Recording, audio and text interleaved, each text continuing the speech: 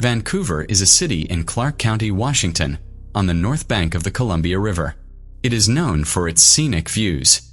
Vancouver is sometimes referred to as the Hollywood of the North because most neighborhoods there see very little violent crime. While most people agree that Vancouver is a safe place to live, there are still some dangers there. This brings us back to a terrible incident that happened in 1974. Born in Eugene, Oregon, sometime in 1956, Martha Murray Morrison grew up with her sister, Reba. Despite their mother's deafness, the two girls got along well, and Martha devoted many hours to learning sign language. This allowed her to help her mother during the majority of her childhood.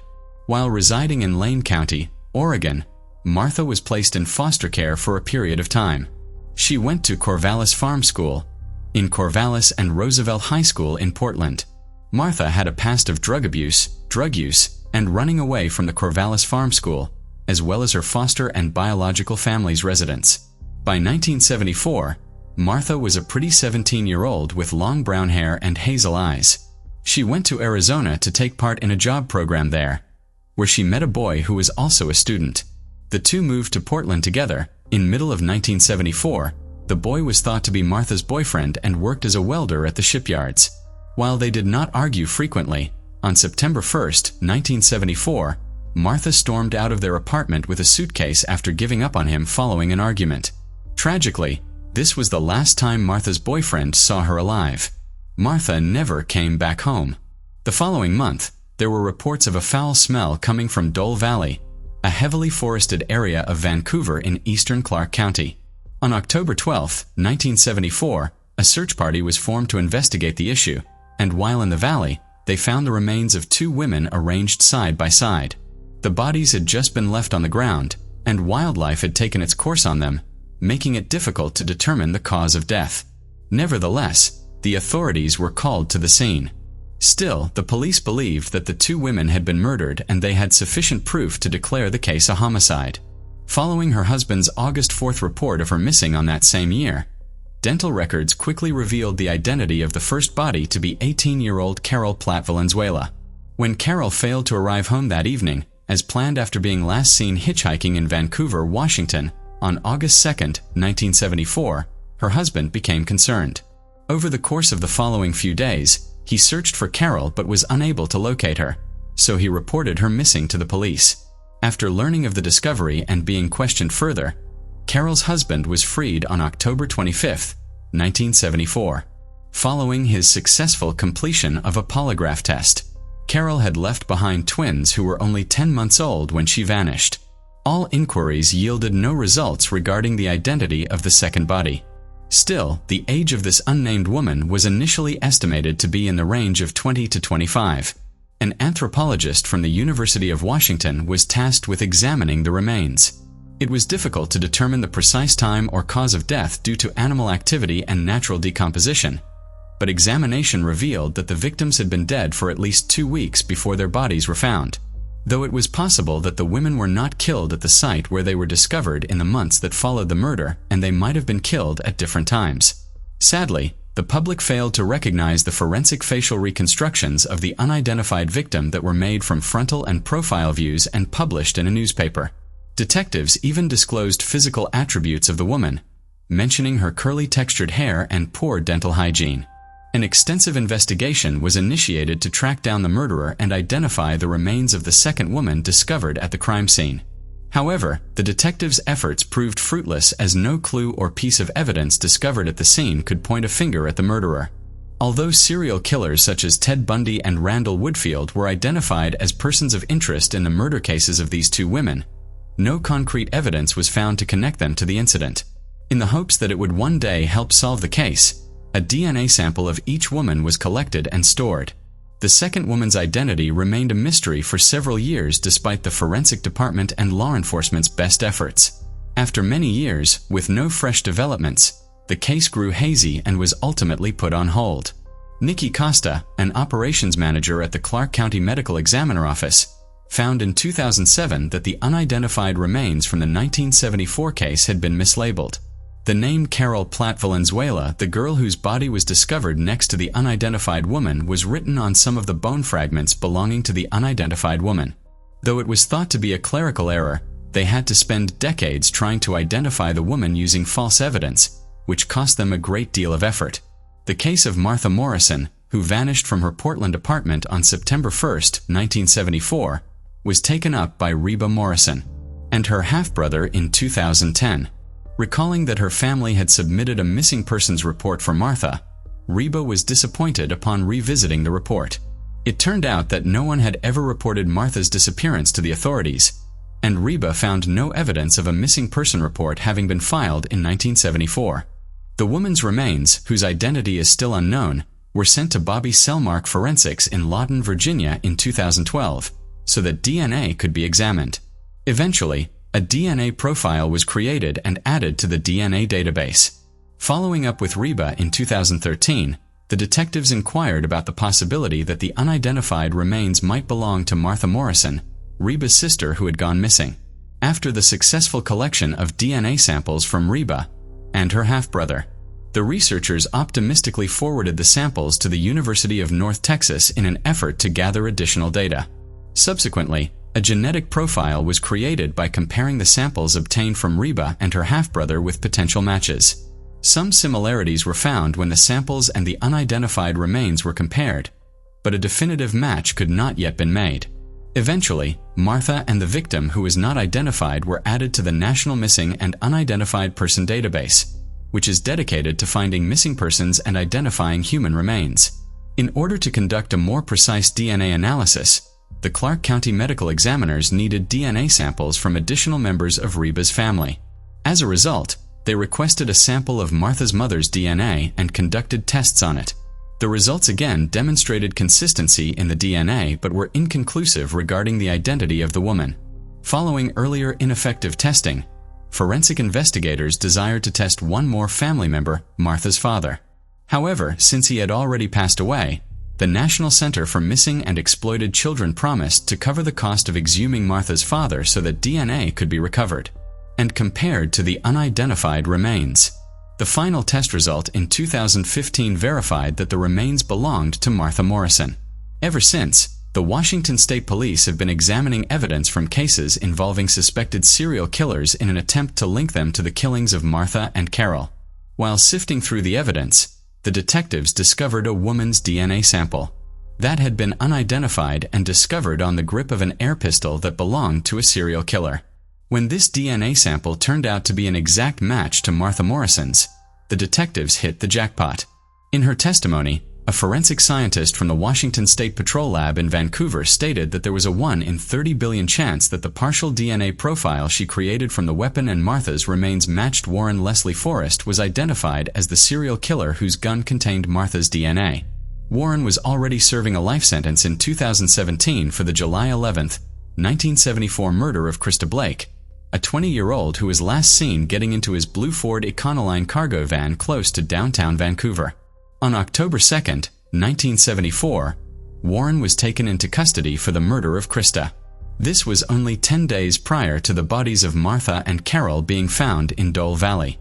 In an effort to gather more information that would strengthen their case against Warren, investigators kept probing his past.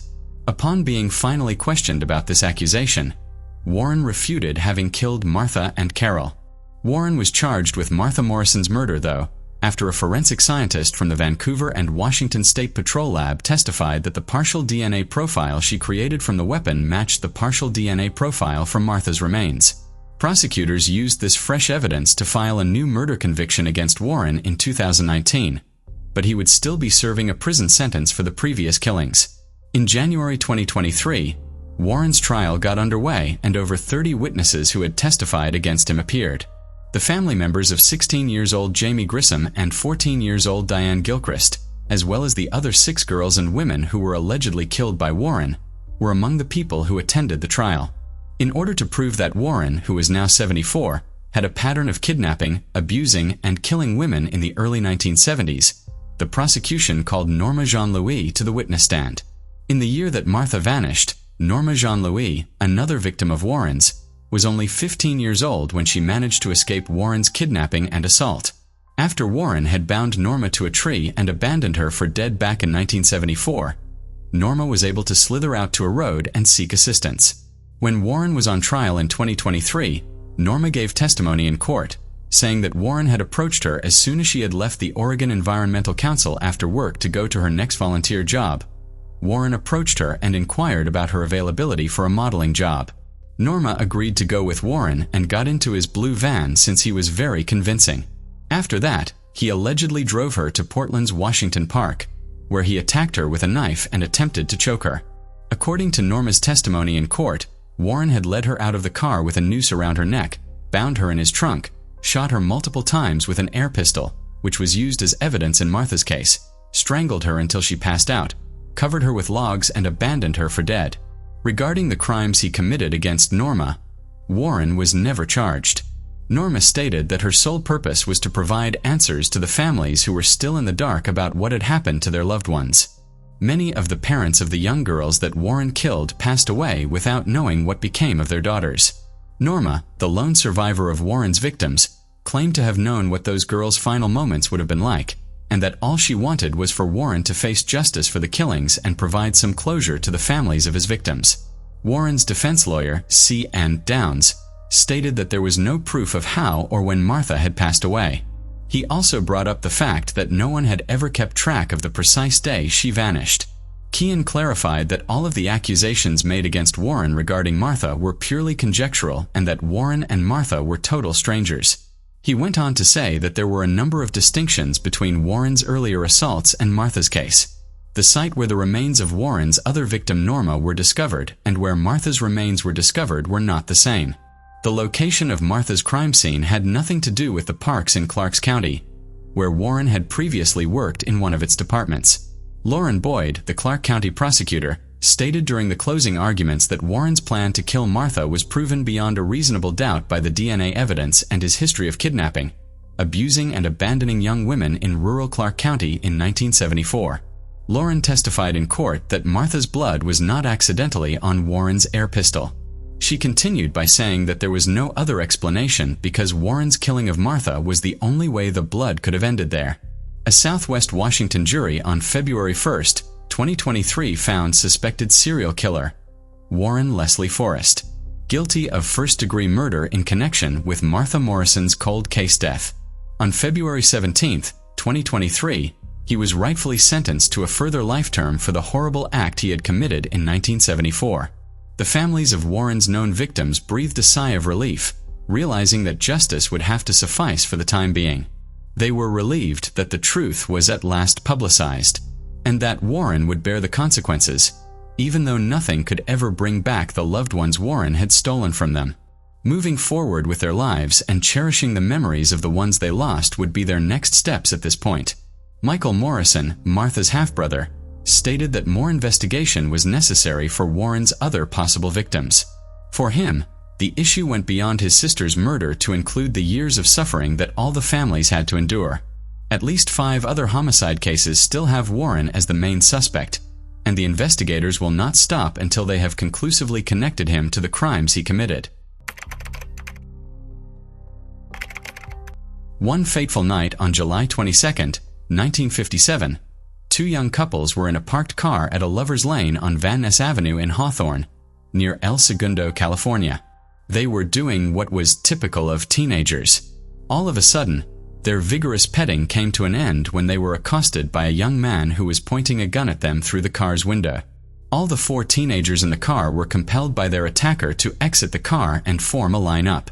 The attacker was predicted to be in his early 20s, then ordered the terrified couples to remove their clothing after taking their money and jewelry.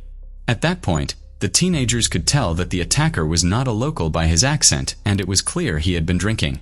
The gunman obviously wanted the teenagers' 1949 Ford sedan.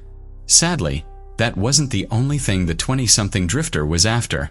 He also sexually attacked one of the girls after tying the hands of 3 of the victims behind their backs. All 4 victims anticipated being shot because they could all clearly see their assailant's face. Fortunately, the attacker just sped off in their vehicle. The teenagers were alive, but visibly scared to death. Shortly before 1:30 a.m., the stolen vehicle sped through a red light directly in front of 2 on-duty police officers, Rosecrans Avenue and Sepulveda Boulevard. The officers, Richard Phillips and his partner Milton Curtis, immediately overtook the sped-up car and forced the driver to come to a stop. The police were not informed of the crimes that the driver had committed since the car had not yet been reported stolen. Officer Richard Phillips prepared to give him a ticket. The perpetrator ought to have simply accepted the summons and left. Instead, when Officer Phillips turned his back, the driver fired 3 shots at him with the same gun he had used to rob the teenagers. Before Officer Curtis could bring out his firearm, the perpetrator fired another rounds of 3 shots through the window of the patrol car where he sat, striking him. The criminal then left the area, but not before Officer Phillips was able to shoot the fleeing car 3 times with his own gun. 28-year-old Officer Richard Phillips and his 25-year-old partner, Officer Milton Curtis, both passed away before the ambulance Officer Phillips had called for could arrive. Officer Richard Phillips had served with the El Segundo Police Department for 2 years. He was survived by his wife and 3 children, while Officer Curtis Milton had only served with the El Segundo Police Department for 2 months. He was survived by his wife's son and daughter. Both victims' family was inconsolable. Jane, Officer Curtis' wife, could not stop professing how much she loved him. According to her, they had a misunderstanding before he left for his work shift. Till today, she regrets not having sorting out their issues and saying goodbye properly. Numerous police officers from across the county turned out to try to find the offender, but it yielded nothing. There was not much evidence at the crime scene. The incidents led to the biggest manhunt in California's history as the culprit appeared to have vanished into thin air. Later, the stolen car was discovered nearby, abandoned. In the car, the police only discovered 2 bullets from Officer Phillips' gun, making the police believe that the 3rd bullet likely struck the attacker. A single thumbprint was collected from the steering wheel. This print failed to reveal a culprit for many years. 3 years after the murder, in 1960, Doe Tooley, the owner of Manhattan Beach, a residence close to the crime scene, went to the police station to submit 2 watches and a .22 caliber revolver he discovered while cleaning his property. It was discovered that the watches belonged to the teenagers who were robbed in 1957, and the revolver was the murder weapon.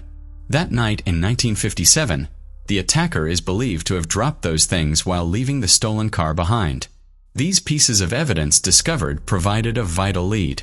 The serial number of the revolver led police to a Sears in Shreveport, Louisiana, where G.D. Wilson was documented as the buyer's name. The gun, which was the cheapest one the shop sold, cost $29.95. Investigators found that George D. Wilson had rented a room at AYMCA close to the Sears store but had provided a false Florida address. Police investigated every George D. Wilson they could find for years, but nothing came up. Many years later, in 2002, a certain woman reported to the El Segundo police that her dead uncle had once boasted of killing 2 police officers, although the claim was a dead end. It reignited interest in the police officer's cold case. The fingerprint from the teenager's car in 1957 was examined by investigators using the recently released automated fingerprint identification system. Surprisingly, there was a match to a man named Gerald Fighton Mason, who was found guilty of burglary in Colombia in 1956. Due to that incident, he had to serve a 1-year term in prison. In addition to matching fingerprints, the evidence also included identical handwriting, which connected him to the murder weapon he used to kill the police officers in 1957. Handwriting analyst Paul Edholm determined that the signatures he had on the IMCA receipt and Sears documents in 1957 were identical to the handwriting on his 1999 South Carolina driver's license application and on a bill of sale for a car. It hadn't changed at all. This was another glaring evidence for the investigators to get to the root of the matter. After the murders, Gerald Mason was a law-abiding citizen for 45 years, never receiving even a parking ticket. He was a wealthy retiree. He was married, had 2 daughters and 6 grandchildren. He lived quietly in a suburban area with his family. He owned 2 gas stations. Friends and neighbors regarded him as being amiable and helpful. Without even the slightest regret for the officer's family, who had lost their loved ones so long ago, Gerald Mason was able to enjoy a long and successful life. In the long run, friends and relatives were horrified to learn that he had committed such a heinous murder. On January 26, 2003, the police who had been watching Gerald Mason for weeks and had seen him playing golf with friends and engaging in other benign pastimes eventually knocked on his door. Gerald Mason was said to have been shocked and asked them where they were from. The police officers introduced themselves and told him that they were there because of the murders of 2 police officers in 1957.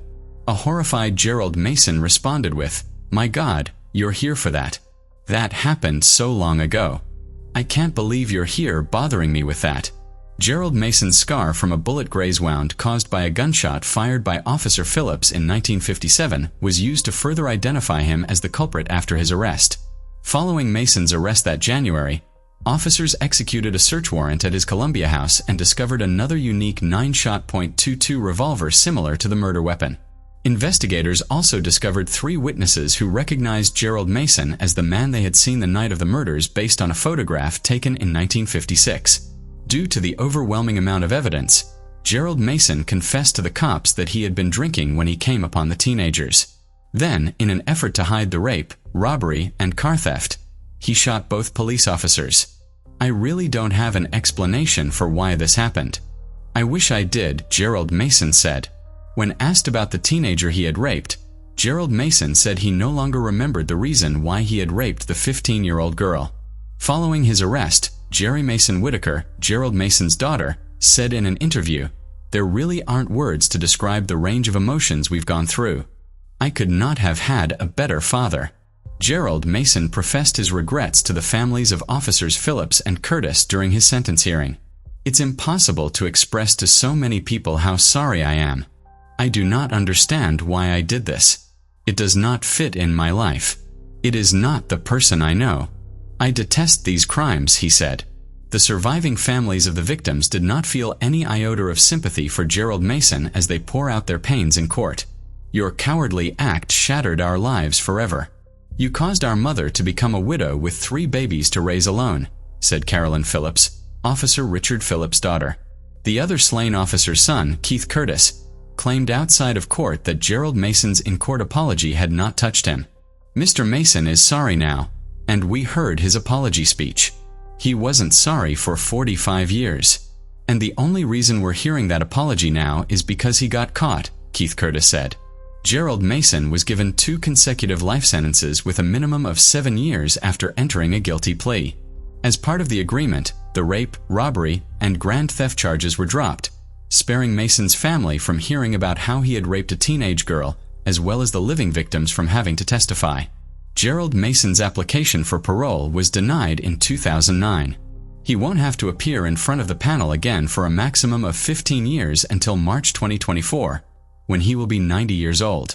Prosecutors in California were adamant that he would never be freed. His plea agreement allowed him to serve his prison term close to his family. Thus, he was detained in South Carolina.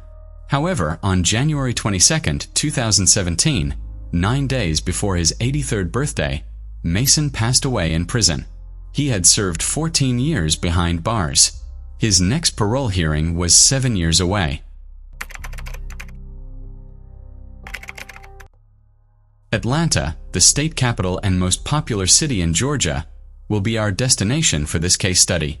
Here, on July 2, 2020, Jermaine Ranmayan Carter, also fondly called Baby Ocean, was born into the loving arms of Zakiya Morris, and Jermaine Carter Sr. being a very happy baby, he was known to bring his family endless happiness with his contagious smile. Unfortunately, his promising life was taken from him before it had a chance to fully begin. When Baby Ocean was 6 months old on February 2, 2021, he was taken to Easter Seals Center Sylvan, a daycare center in southwest Atlanta. It was discovered that the child was not responding after a few hours. An ambulance quickly arrived after a 911 call was placed. The child was taken to the hospital immediately, but sadly, he did not survive. Natural causes were initially assumed to be the cause of Baby Ocean's death. But in 2023, almost 2 years after the terrible event, Zakiya, the mother of the child, called the police. The precise nature of this conversation is still unknown, but it sparked a fresh look into Baby Ocean's death circumstances. Following the tragic incident involving Baby Ocean, law enforcement officials contacted the Georgia Department of Early Care and Learning in an attempt to identify the staff members who were present. After this investigation, 2 people who were in the facility when the child died were found. Stephanie Thompson was the name of one of the women. Important information regarding what happened on that fateful day started to come to light as the investigation progressed. Stephanie revealed in the interview that on the day in question, baby Ocean had fallen asleep in her arms. She then took great care to place the baby on a bobby pillow, making sure he was facing up, and she went on to work on her laptop. The other employee was not in the room where baby Ocean was sleeping at that particular moment. 2 other kids in Stephanie's care woke up from naps while she was still working, so she took care of them. When baby Ocean was last checked on by Stephanie, he was still asleep. But soon, when left alone, the 6-month-old started to make noises. The child lifted his arm, and Stephanie thought he was just adjusting his posture. Stephanie went back to check on baby Ocean after finishing her tasks with the other kids, and she was horrified to see that he had stopped breathing. Immediately after, a 911 call was made and CPR was started in an attempt to save the baby's life, but sadly, it was unsuccessful.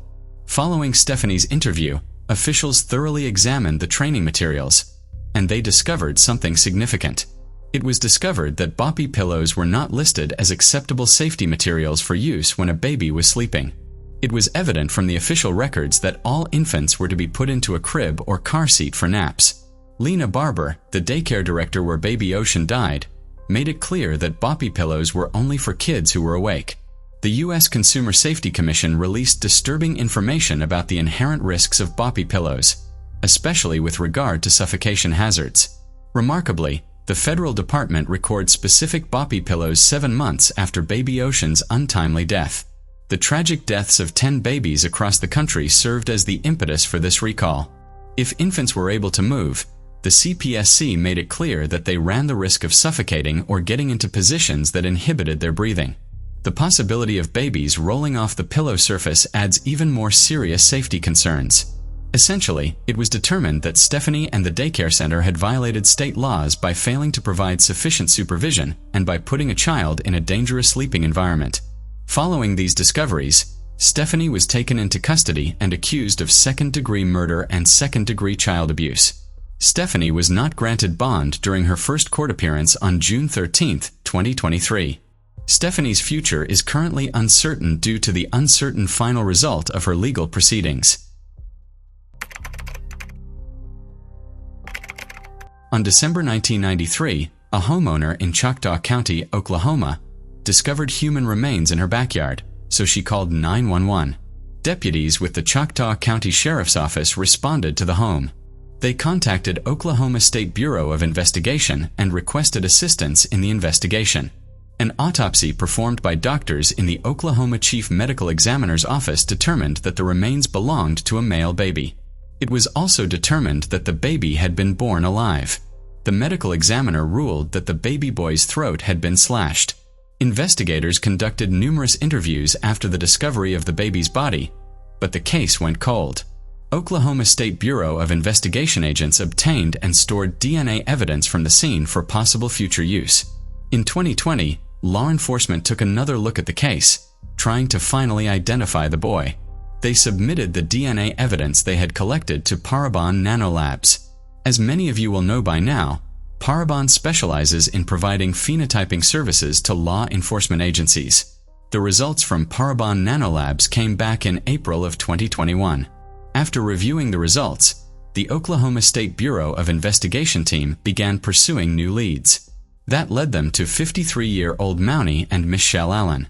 On Wednesday, June 15, 2022, an Oklahoma State Bureau of Investigation agent met with Allen at the Durant Police Department in Oklahoma. During the interview, Allen agreed to submit samples of her DNA to be tested to determine if she was the biological mother of the baby doe. Shortly after providing the DNA sample, Allen admitted that she was in fact the biological mother. During a follow-up interview a few days later, Allen confessed to cutting the baby's throat shortly after his birth. At the time, Allen worked at a daycare center. According to investigators, she said that she did not tell anyone about her pregnancy or delivery. She also told no one what she did to the baby. Allen was booked into the Choctaw County Detention Center and is being held without bond. It has not been made public yet why she did what she did or who the father is. Oklahoma State Bureau of Investigation Director Ricky Adams said in a statement, "The synergy between our agents and criminalists to solve cold cases, especially those with an unidentified victim, is to be applauded. identifying the use of genetic genealogy as a tool and the work of Parabon and our internal genealogy specialist provided significant leads in this disturbing case. Baby Doe can now be properly laid to rest, and Alan will be held accountable. 22-year-old Rashid Young lived in Pottstown, Pennsylvania in 2019. Pottstown is about 40 miles northwest of Philadelphia. He shared the home he lived in with his boyfriend, Keishan Sheffield. Keishan was 17 years old at the time. Rashid vanished on August 19, 2019. Shortly thereafter, his family and friends received text messages from his phone cutting ties with him. Just over a month later, unidentified and decomposing remains belonging to a male were discovered by a landscaper at the Aubrey Arboretum in the Philadelphia neighborhood of Germantown. At the time, a post-mortem examination was unable to identify the victim. Keishan reported Rashid missing in December 2019, 2 months after he had been last seen. The link between the body found and Rashid's disappearance was unfortunately not made initially. For more than 2 years, the body remained unidentified. Montgomery County investigators recently increased their efforts in finding Rashid. His family also hired a private investigator to look into his disappearance. The investigation found through the use of a confidential informant, cell phone records, and other investigative means that Rashid had been dating Keishan for 2 years by the time he disappeared. Investigators had not known about Keishan before this. Investigators then went to interview Keishan Sheffield. He just told them he was no longer in contact with Rashid after a fight they had. Investigators believed he wasn't telling them everything he knew, so they continued investigating. A witness finally came forward saying that he helped Sheffield dig a hole at the Aubrey Arboretum for Rashid's body. Investigators had to make sure there's truth to his story. They were able to confirm that the unknown man who was buried in the Arboretum was in fact Rashid. Now they had to see if Sheffield really was responsible. They found that Sheffield made numerous withdrawals from Rashid's $2 million trust fund. He was also driving Rashid's car. Investigators also found that the messages to Rashid's family and friends cutting ties actually came from Sheffield. Even more damning, investigators discovered that Sheffield flooded Rashid's house to get rid of possible evidence. On June 1, 2022, Keishan Sheffield was arrested at his home in Philadelphia in connection to the case. Sheffield is in custody at the Montgomery County Detention Facility. He's being held without bail. Investigators gave a summary of what took place in their press conference. According to them, Sheffield fatally stabbed Rashid at his home on August 19, 2019. He then later intentionally flooded the home to destroy evidence. Sheffield stuffed Rashid's remains into a recycling container. He transported the container to his mother's house.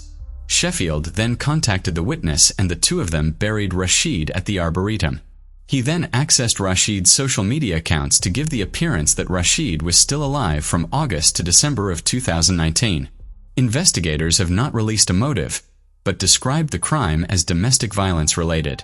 Sheffield has been charged with taking Rashid's life, theft by unlawful taking, receiving stolen property, possessing an instrument of crime, and access device fraud.